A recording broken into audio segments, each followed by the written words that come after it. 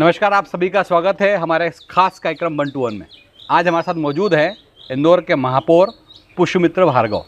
भार्गव जी, आपका बहुत बहुत स्वागत है। नमस्कार। जब आप चुनाव लड़े थे तो आपने इंदौर की जनता को एक नारा दिया था, आपका मित्र पुष्यमित्र। जनता ने उस वादे को निभाया और मित्र को जिताया। मित्र ने मित्रता कैसे निभाई, क्या करा इंदौर में 3 साल में? ये पिछले 2.5 साल मित्रवत काम करते हुए विनम्रता से, सौम्यता से और आदरणीय सुमित्रा ताई जिस भाव से काम करती है, उस व्यवहार से 2050 के इंदौर की आधारशिला हम इन 2.5 सालों में रख चुके हैं। चाहे 25 मास्टर प्लान की सड़कें एक साथ डिपॉजिट वर्क से शुरू करना हो, 1000 किलोमीटर की पानी की लाइन डाल के उस काम को ख़त्म करना हो, 750 किलोमीटर ड्रेनेज की लाइन डालना हो, शहर के डिजिटलाइजेशन को एमपी नगर पालिका से बाहर लाकर खुद का पोर्टल बनाना हो, या सफाई में 2016 के बाद 1-1.5 एम्प्लॉय ख़त्म होने के बाद नए उतनी भर्ती करना, पूरी फ्लीट गाड़ी की नई लाना और 8वीं बार नंबर 1 आने का काम पक्का करना। कई बार महापौर के खिलाफ सोशल मीडिया पे नाराज़गी दिखती है जनता की भी। जब आईना दिखाने की बात होती है तो आरोप तो यही लगता है कि बदनाम करने की कोशिश हो रही है इंदौर के महापौर को, पर सच्चाई सबको दिखती है।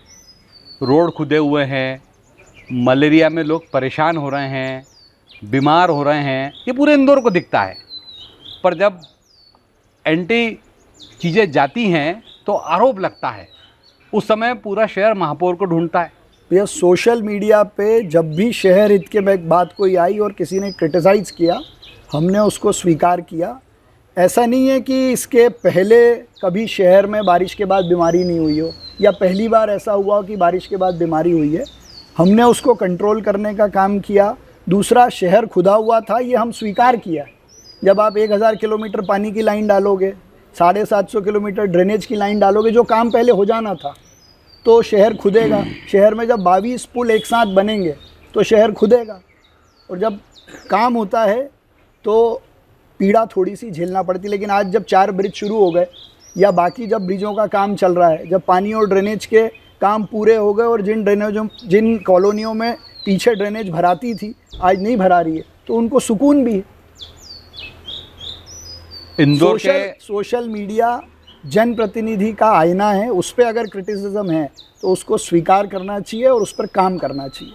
मतलब आप ये मानते हैं कि सोशल मीडिया पे अगर जनता का आक्रोश है वो आप तक पहुंचता है तो आप उस पे रिएक्ट करोगे? आप जनता के आक्रोश और एक किसी वीडियो को वायरल करना, दोनों में फ़र्क है। आप ही का एक वीडियो वायरल हुआ था, उसी की बात कर लेता हूँ।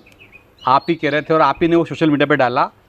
आप ही ने आपके अधिकारियों को कहा कि आपको बम्बई बाजार नहीं दिखता है क्या, वहाँ क्यों नहीं जाते हो, बाकी जगह क्यों नहीं जाते हो, बाकी शहर तो दिखता है आपको। मैंने तो वो वीडियो जारी किया और उसका भाव ये था कि त्यौहार के समय आज नहीं, परंपरागत रूप से लोग अपनी दुकान डेकोरेट करने के लिए फुटपाथ पर सामान लगते हैं। पूरे बर्तन बाज़ार में लोग सामान बाहर सजाते हैं। पूरे अग्रसेन रोड पे जहाँ सपना संगीता है उसके बाहर 2 दिन के लिए इंदौर सजता है। जब मना करने के बाद भी यदि कोई कार्रवाई करेगा तो उसको ये बताना पड़ेगा कि आप कहाँ कार्रवाई नहीं करते हो। तो भेदभाव हम सहन नहीं करेंगे। मैं आपकी बात से सहमत हूँ, पर इंदौर के महापौर को भी बताना पड़ रहा है। नहीं भाई, अधिकारी है, नहीं काम करते हैं तो बताना पड़ता है, बिना बताए काम थोड़ी होता है।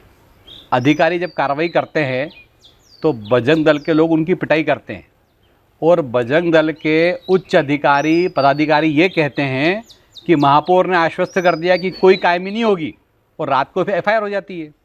तो मेरा आपसे सीधा प्रश्न है कि क्या इस तरह का कृत्य बजरंग दल जैसी संस्थाओं को करना चाहिए? निगम कर्मियों की पिटाई करना चाहिए? निगम के प्रशासनिक कार्य में, नियमानुसार कार्य में कोई भी हस्तक्षेप करता है उसके खिलाफ कार्रवाई होती है। और बजरंग दल वाले मामले में वो जो गौशाला थी वो गलत तरीके से चल रही थी, उसको हमने हटाया, बात करके हटाया। वहाँ जो घटनाक्रम हुआ उसकी FIR भी कराई। पर आप ये मानते हैं कि इस तरह की जो घटनाएं आपने बात भी करी, आपने कार्रवाई भी करी, उसके बाद भी वहाँ पे हंगामा हुआ, FIR कराना पड़ी, सरकार आपकी बजरंग दल जुड़ा हुआ आपसे, उसके बाद भी इस तरह की घटना है? सरकार अपनी का ये मतलब नहीं है कि लोग हंगामा करना नहीं करेंगे, जब करेंगे तो कार्रवाई होगी। हम तो रोज़ चालान बनाते हैं, कोई गलत काम करता है उसका आज भी उसके खिलाफ कार्रवाई करते हैं। बेसमेंट में लगातार शिकायतें आती हैं। जब से दिल्ली में ये चलन हुआ है कि बेसमेंट पे कार्रवाई होना चाहिए, उसको देखा देख इंदौर में भी लगातार कार्रवाइयाँ हो रही हैं। पर कार्रवाइयाँ सिर्फ नामजद हो रही है कि हाँ, जो नॉलेज में आया उस पर करी, जो नॉलेज में नहीं है उस पर नहीं करी। इसको लेके भी लोगों में आक्रोश है। आप आज भी बेसमेंट पे कंस्ट्रक्शन हो रहे हैं। निगम अवैध अतिक्रमण, अवैध कंस्ट्रक्शन को रोक नहीं पा रहा। नया कोई सा भी अवैध कंस्ट्रक्शन हो रहा है उसकी आप जानकारी दो, वो टूटेगा। लगातार तोड़ रहे हैं। पुराने कंस्ट्रक्शन के बारे में ऐसा है कि जहां हमने लिस्ट बनाकर गोडाउन को या बेसमेंट को पार्किंग के लिए था, उसकी लिस्ट बना के उन सबको पार्किंग में कन्वर्ट कराया है।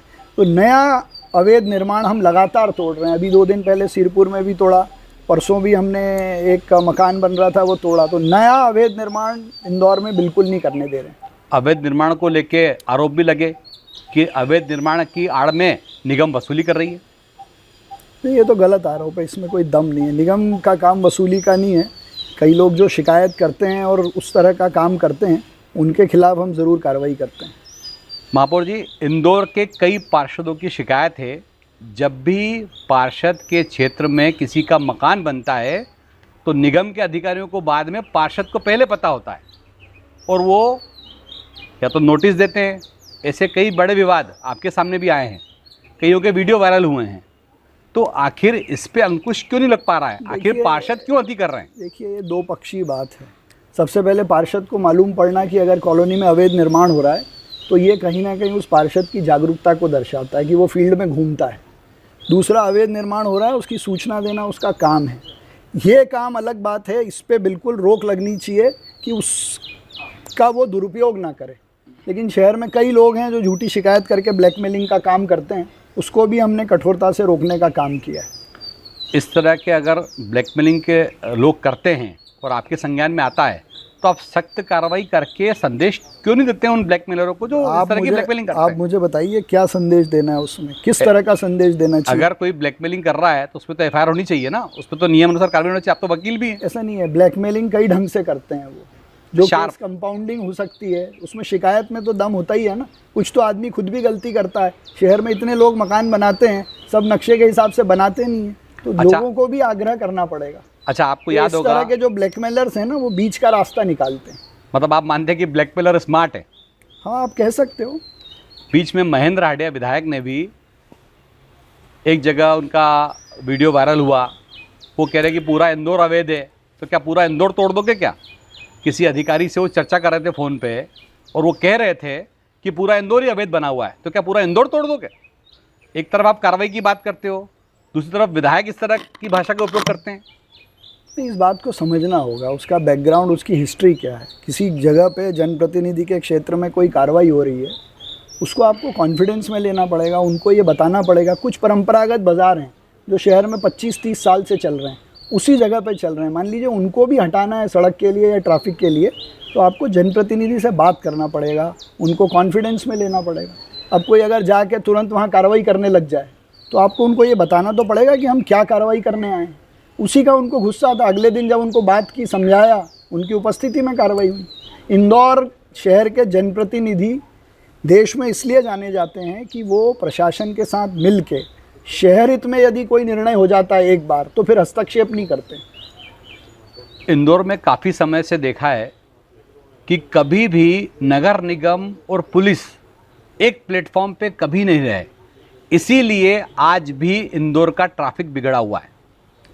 देखिए, एक तो इस परिभाषा से हमको बाहर आना पड़ेगा कि इंदौर का ट्रैफिक बिगड़ा हुआ है। आप अगर पूरे मध्य भारत का और बाकी शहरों को स्टडी करेंगे तो इंदौर का ट्रैफिक बहुत स्थिति में बेहतर है। कंजेशन के कुछ कारण हैं। हमारे शहर में चौराहों पर जाम लगता है जहाँ रेड लाइट है, तो कंजेशन के जो कारण हैं उसको समझना होगा कि शहर में जितने लोग हैं उससे ज़्यादा गाड़ियाँ हैं। तो लोगों को अपनी थोड़ी आदतें, जैसे हमने सफाई में बदली, ट्रैफिक को लेके बदलनी पड़ेगी। एक दूसरा, ट्रैफिक पुलिस का काम इन्फोर्समेंट का है, नगर निगम का काम इंफ्रास्ट्रक्चर देने का है। तो यदि ट्रैफिक की इन्फोर्समेंट की दिक्कत है तो पुलिस अपना काम करती है अपने संसाधनों में। हमारा काम इंफ्रास्ट्रक्चर का है, वो हम उपलब्ध कराते हैं। इसके अलावा नगर निगम और बाकी जितने शहर में एनजीओ हैं वो सब पुलिस के सहयोग में सड़कों पर खड़े रहते हैं। इसलिए ट्रैफिक वाला आपका विषय कहना- नगर निगम और पुलिस के कोऑर्डिनेशन का आपका है ही कहना नहीं। है कि आप इंफ्रास्ट्रक्चर देते हो पर उस पर तो कब्जा हो जाता है, अतिक्रमण हो जाता है। जहाँ जहाँ भी रोडें आपने चौड़ी करी है वहाँ बाहर दुकानें लग गई हैं। मैं वही कह रहा हूँ आपको कि बढ़ते हुए शहर में जनसंख्या और गाड़ियों का जो दबाव है, क्योंकि शहर में यदि कोई आया है तो उसके रहने रुकने खाने की व्यवस्था वो कहीं तो करेगा। तो एक बड़े प्लानिंग की ज़रूरत है कि शहरों की तरफ बिना काम का पलायन भी रुके, लेकिन अगर लोग आए हैं तो उनकी हम व्यवस्था भी कर पाएँ। महापौर जी, इंदौर की एक बड़ी समस्या है अतिक्रमण को लेके। आपने मोबाइल कोर्ट चालू कर दी, आपकी मोबाइल कोर्ट घूमती भी है, पर यहाँ पे उसका कोई खासा असर नहीं दिखता। चालान होता है, दंड भर देते हैं, फिर अतिक्रमण कर लेते हैं। इससे इंदौर को बाहर आना पड़ेगा, इस पे सख्त कार्रवाई करना पड़ेगी। आपको याद होगा स्वर्गीय बाबूलाल गौड़ जो थे, उनका नाम बुलडोजर मंत्री क्यों रखा गया था? उन्होंने काफ़ी सख्ती से बुलडोजर चलाए थे। आज इंदौर की किसी भी सड़क पे चले जाओ, ये ठीक है गरीब आदमी है, वो अपना व्यापार कर रहा है, व्यवसाय कर रहा है, पर आप उसको संरक्षण दे करके इंदौर को तो खराब नहीं कर सकते। इंदौर को तो अतिक्रमण मुक्त बनाना होगा आपको। मैं इसीलिए हरीश भाई आपको कह रहा हूँ, ये बिहेवियर चेंज का और शहर के प्रति भाव रखने का विषय है। जैसे हमने स्वच्छता में अपनी जिम्मेदारी तय की तो फुटपाथ पे कब्जा ना हो, दुकानदार फुटपाथ पे ना आए, ये बिहेवियर चेंज भी हमको करना पड़ेगा। क्योंकि फुटपाथ पर कब्जा सामान्यतः दुकान के लोग ही करते हैं। आज आप हटाते हो, वो कल फिर आ जाते हैं, उनकी दुकान तो नहीं हटा सकते ना। तो ये अपने बिहेवियर को चेंज करने का विषय है। महापौर अपना गुट तो नहीं बना पाए, पर एक विशेष गुट के साथ जरूर जुड़े हुए हैं। भारतीय जनता पार्टी और मेरा एक ही गुट है, बीजेपी।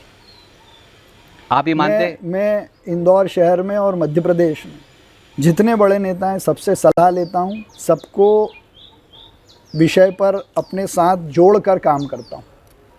मध्य प्रदेश के मुख्यमंत्री के पास इंदौर का प्रभार भी है, और बनी बात है कि महापौर से तो बात होती होगी इंदौर के विकास की। तो क्या मध्य प्रदेश के मुख्यमंत्री इंदौर को क्या क्या दे रहे हैं? महापौर के माध्यम से निगम को क्या मिलेगा? क्योंकि सबको पता है, एक जो सम्मेलन हुआ था महापौरों का पूरे प्रदेश के, उसमें तो ये कहा गया था कि आप अपने खुद को इंडिविजुअल ऐसा बनाइए कि आप ही कमाइए और आप ही खर्चा करिए, सरकार कोई पैसा ना देगी। नहीं, ऐसा नहीं। महापौर सम्मेलन का अलग विषय था, लेकिन चूँकि आपने मुख्यमंत्री जी का विषय निकाला है तो ये हमारे सबके लिए बहुत सौभाग्य की बात है, और विशेषकर इंदौर के लिए कि मध्य प्रदेश में मुख्यमंत्री डॉक्टर मोहन यादव जी की सरकार ने इंदौर को विशेष रूप से डेवलप करने के लिए एक तो मेट्रोपॉलिटन सिटी का प्लान बनाया भी और मंजूर भी किया। इंदौर शहर के इंफ्रास्ट्रक्चर के डेवलपमेंट के लिए एक साथ 25 मास्टर प्लान की सड़कें उन्हीं के मुख्यमंत्री काल में सैंक्शन हुई। अभी करीब करीब 1000 करोड़ के इंदौर के 2050 के एसटीपी और सीवरेज नेटवर्क के लिए उन्होंने पैसा सैंक्शन किया।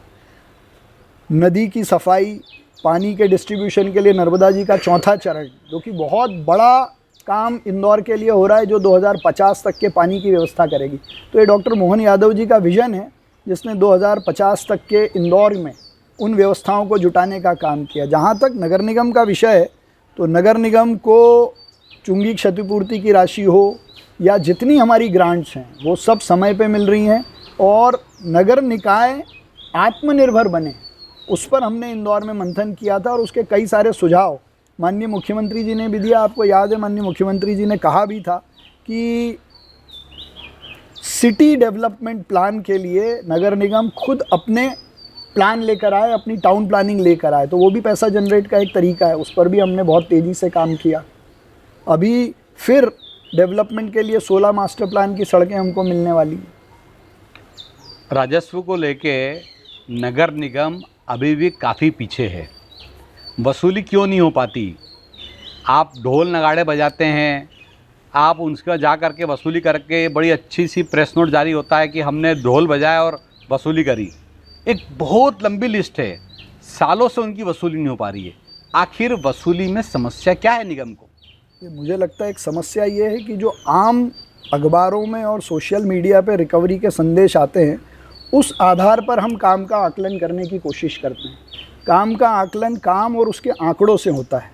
मैं मेयर बना जब 800 करोड़ रुपए का ठेकेदारों का कर्जा था, मैंने सदन में कहा था कि हम इस नगर निगम को कर्जा मुक्त करेंगे। 2021 तक का कर्जा हम चुका चुके हैं। बिल्कुल। 800 करोड़ में से 400 करोड़ ठेकेदार का दे दिया और हर ठेकेदार आज इंदौर में काम कर रहा है। बचे हुए 400 करोड़ को हुकुमचंद मील का पैसा जिस दिन नगर निगम को मिलेगा वो मिलना तय है, क्योंकि अब तो उसका सारा प्रोजेक्ट पूरा हो गया, उस पर काम हो रहा है। तो वो 400-500 करोड़ आप जोड़ लें तो आज कर्जा मुक्त है। पर अगर मान लो 400 करोड़ को भी आप छोड़ें तो ये पहली बार इंदौर नगर निगम को आत्मनिर्भर बनाने के लिए हमने टैक्स को रैशनलाइज़ किया, टैक्सेशन के सिस्टम को पूरा चेंज किया, जहां आवश्यक था थोड़ा टैक्स बढ़ाया भी। तो आज ये स्थिति है कि पिछले साल का जो रेवेन्यू करीब 500 करोड़ था, अभी फरवरी के एंड तक हम 750 करोड़ पे हैं और टैक्स कलेक्शन में 75% तक का टैक्स इस बार हमने कलेक्ट किया है। कई सारी उसमें डिस्क्रिपेंसीज़ हैं, इसलिए मैंने आपको याद होगा पिछली बार बजट में ये घोषणा की थी कि अप्रैल 2025 के बाद से इंदौर का 1 टैक्स और 1 आईडी होगी। अर्नेस्ट एंड यंग जैसी कंपनी इस काम को शुरू कर चुकी है, केपीएमजी जैसी कंपनी हमारी कंसल्टेंसी कर रही है और इंदौर का खुद का पोर्टल विशेषकर प्रॉपर्टी टैक्स के लिए और टैक्स के लिए बनेगा।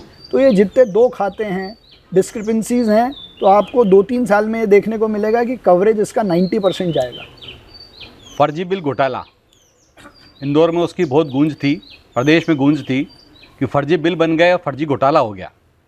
आप ही की सरकार लंबे समय से प्रदेश में है, आप ही की सरकार, इंदौर की सरकार नगर निगम की आप ही की पार्टी के नेताओं के हाथ में थी, उसके बाद भी फर्जी बिल घोटाला हो जाता है। जनता ही सवाल करती है कि सालों से तो निगम में आपका कब्जा है, फिर भी फर्जी बिल घोटाला हो गया। जब बात नेताओं की आती है तो आप अधिकारियों की बात करते हैं। अगर अधिकारी सब कुछ करते हैं तो फिर जनप्रतिनिधि को जनता क्यों चुने?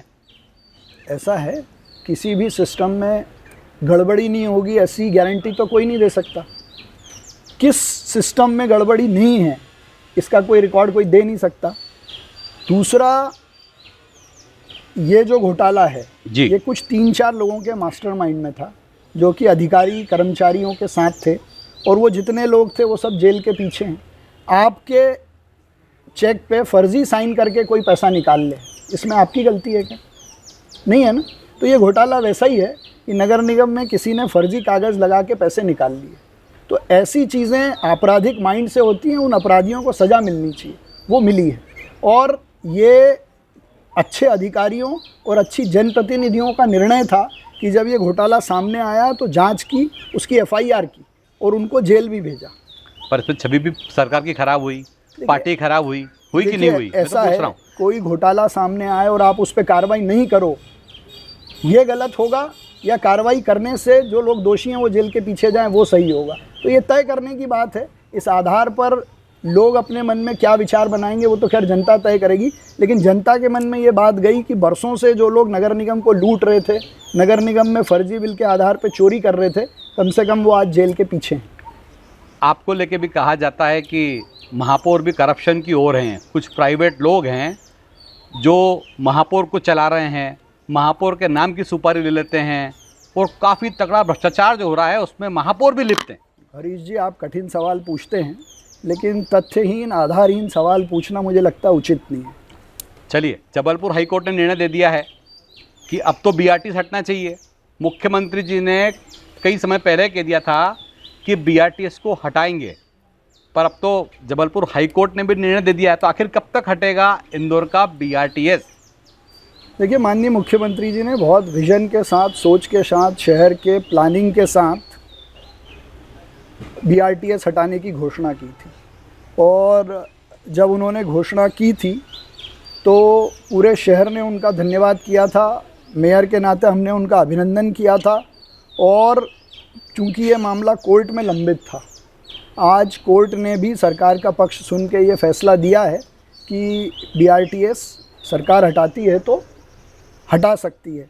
अब ये फैसला आज आया है इसको लेकर आज मुख्यमंत्री जी आ भी रहे हैं, हम भी उन सबसे इस विषय में बात करेंगे। और ये तो मुख्यमंत्री जी की घोषणा थी और जो जल्दी लागू होगी, और ये लागू होने के बाद पब्लिक ट्रांसपोर्ट कैसे चले इसकी चिंता पहले करनी पड़ेगी, और उस रोड पे नया डेवलपमेंट कैसे हो, इन दोनों की प्लानिंग करके इस काम को आगे बढ़ाएंगे तो मुझे लगता है कि उचित होगा। इंदौर के हर नागरिक का सवाल है कि क्या इंदौर इस बार भी, यानी कि 8वीं बार भी नंबर 1 आएगा? इसमें ना तो कोई शक है ना कोई संशय है, क्योंकि 8वीं बार की तैयारी हमारी लगभग पूरी हो चुकी है और इस बार की तैयारी और अद्भुत है। 500 टीबीडी के प्लांट को हम 800 करने की तैयारी कर चुके हैं। अभी तक ज़ीरो वेस्ट वार्ड थे, हमने आत्मनिर्भर जोन की तैयारी की। 3R से ऊपर ले जाकर रिप्रोड्यूस पर चीज़ों को लेके गए। जितनी नई फ्लीट चाहिए थी वो सारी फ्लीट है। सेग्रीगेशन हमारा 90% कलेक्शन है और उसके बाद की प्रोसेसिंग है, जो कि अभी देश में कहीं नहीं है। और इंदौर की जनता, मुझे विश्वास है कि हर बार की तरह शहर हित में फीडबैक देगी, तो 8वीं बार नंबर 1 आने से मुझे लगता नहीं कि कोई इंदौर को रोक सकता है। आप जब से महापौर बने हैं, तो जब आप महापौर का चुनाव लड़ रहे थे तो आप बार बार एक बात कहते थे कि हमें इंदौर के लिए आने वाले 20-25 साल के बाद इंदौर कैसा होगा उस पर विचार करना चाहिए, उस पर मंथन करना चाहिए। तो मेरा आखिरी सवाल आपसे कि आने वाले समय में जिस तरीके की तैयारियां हो रही हैं, आने वाले समय में इंदौर कैसा दिखेगा, कैसा होगा, किस किस तरह का विकास इंदौर को मिलेगा? देखिए हरीश जी, जो इंदौर की जनसंख्या 2030 में होनी थी वो 2023 में हो गई है। तो हम 2050 की प्लानिंग करके अभी काम कर रहे हैं। तो नर्मदा जी का चौथा चरण 60-70 लाख आबादी को पानी पिलाए 2045 तक, उसका हम टेंडर कर चुके हैं मुख्यमंत्री जी के सहयोग से। मास्टर प्लान की जो सड़कें 2021 तक बन जानी थी, अनुमान मास्टर प्लान ये माना जाता है, लेकिन कई कारणों से उनकी सारी सड़कें अभी हमने लगभग ले ली हैं। जहाँ तक ड्रेनेज का सवाल है तो 1000 करोड़ के सीवरेज ट्रीटमेंट प्लांट का काम शुरू हो गया है। 29 गांव जो पूरे डेवलपमेंट से छूटे हुए थे, उन सब में 100% सीवरेज और पानी का नेटवर्क है। उन 29 गांव के 10 वार्ड को हमने 1:4 के रेशो में बजट दिया, जहां अभी चारों ओर डेवलपमेंट हो रहा है। इंदौर नगर निगम के 1 करोड़ डॉक्यूमेंट डिजिटलाइज होकर स्कैन हो रहे हैं, ताकि नगर निगम डिजिटली काम करे। भविष्य का इंदौर तैयार हो। हमारा खुद का अपना पोर्टल है। इंटेलिजेंट ट्रैफिक मैनेजमेंट सिस्टम 50 चौराहों पर हमने लगाकर काम शुरू किया। तो पानी, ड्रेनेज, सड़कें और डिजिटलाइजेशन, और इंदौर सोलर सिटी बने, इस दृष्टि से तो प्रधानमंत्री का जो आह्वान है उस पर इंदौर काम कर ही रहा है। तो clean, green, solar, digital city, ये भविष्य का इंदौर होगा। और जहाँ तक डेवलपमेंट की दृष्टि से बात है, तो आने वाले समय में जिस तरह का इंफ्रास्ट्रक्चर, ब्रिजेस मध्य प्रदेश सरकार के सहयोग से इंदौर में बन रहा है, तो मुझे लगता है कि 2040 तक इंदौर बेंगलोर और हैदराबाद के आगे होगा और आईटी, एजुकेशन और फार्मा का एक बड़ा सेंटर बनेगा। जनता से कोई अपील, कोई अपेक्षा इंदौर के महापौर को? इंदौर की जनता का मैं अभिनंदन करता हूं, जो शहर हित के हर काम में जनप्रतिनिधियों, अधिकारियों का सहयोग करती है। मेरा आपसे पुनः आग्रह है कि 8वीं बार का सर्वेक्षण कभी भी शुरू होगा, एक तो शहर हित में आप अपना फीडबैक ज़रूर दें। दूसरा, डोर टू डोर कचरा गाड़ी जब समय पे आती है उसमें कचरा आप समय पर डालें। तीसरा, ट्रैफिक में इंदौर को नंबर 1 बनाने की दृष्टि से हम ट्रैफिक रूल्स का, ट्रैफिक अवेयरनेस का अभियान इस शहर में इंदौर नगर निगम और ट्रैफिक पुलिस लगातार चला रही है।